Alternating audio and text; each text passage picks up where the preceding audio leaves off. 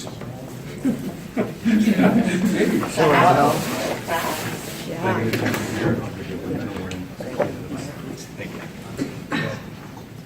afternoon. My name is Janessa Lee. I'm a resident of North St. Paul. I use cannabis to treat the pain that is associated from Ehlers-Danlos syndrome.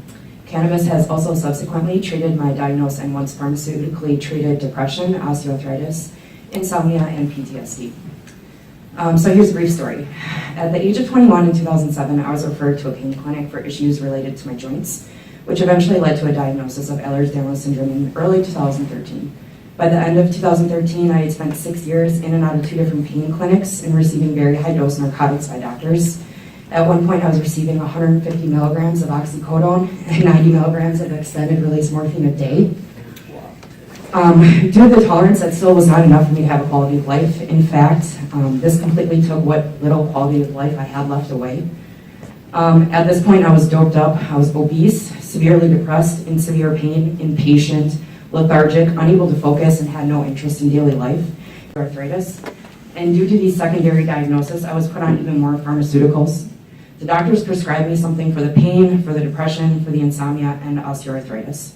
At one point, I was being prescribed together oxycodone, oxycontin, extended-release morphine, instant-release morphine, Flexeril, gabapentin for the pain, propanolol and Norvastac, and Zolfran for issues associated with EDS. One of the many depression medications I tried, many, in addition to Ambien and Trazodone for insomnia, along with naproxen and injections for the osteoarthritis. Please know that all these pharmaceuticals do not come without side effects. So because of this, I was also prescribed even more pharmaceuticals to combat those effects. Another factor that made this pharmaceutical cocktail even more dangerous for me was the fact that I battle PTSD and have been receiving a prescription of Xanax for this diagnosis from a psychiatrist since 2008. And at one point, I was receiving over 20 different prescriptions a month and had been taking over 30 pills a day. This pharmaceutical cocktail I was on is very dangerous and one that many people die on. I began medicating with cannabis in late 2013 for the sole purpose of managing the pain I felt from EDS for a safer alternative to opiates.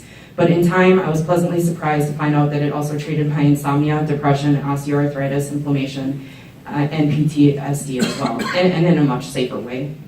In 2014, I was wearing braces on my wrists, fingers, ankles, and knees to literally hold me together. And in late 2014, they even fitted me for a wheelchair. I just want to go ahead quite literally, the medical cannabis properties that our cannabis has. It will serve the people to know, the people of Minnesota to know that cannabis does treat insomnia, depression, osteoarthritis, PTSD, and Ehlers-Danlos syndrome. Patients like myself should be legally protected if they want the option of treating these medical conditions with cannabis instead of the slew of pharmaceuticals that are currently the only option in Minnesota. Please add Ehlers-Danlos syndrome, insomnia, depression, osteoarthritis, and PTSD to the list of qualifying conditions in Minnesota in the Minnesota Medical Cannabis Program. Adding these conditions to the list of qualifying conditions would only benefit the program. Right now, patients and the two dispensaries are suffering. In 2015, MinMed reported a $3 million loss, while WeFind reported a $2.2 million loss.